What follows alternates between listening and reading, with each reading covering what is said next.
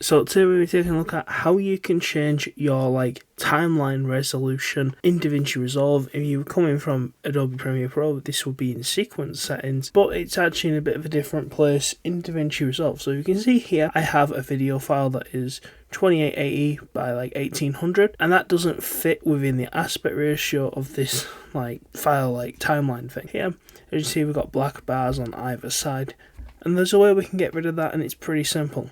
But it's not up here in any of these bars. Come down here to the bottom right hand corner, you're going to see project settings when I want to click those. And it's going to open up this window here. There's a few different timeline resolutions you can pick from if you just want one of these. Or we have a custom video size, and we're going to put that in now, which I said before was 2880. So this one here we're putting this is the height, and this side is the width. That was 1800. So as you can see there, we've put that in there. Once we've done that, all we have to do is just leave all the rest of the stuff alone. Just click save. As you can see, the black bars are now gone from either side, and even when we come to export this file, it'll be in the right size resolution, as you can see over here in custom. Thanks for watching, guys. Hope that helps. Please like, comment, subscribe, and I'll see you next time.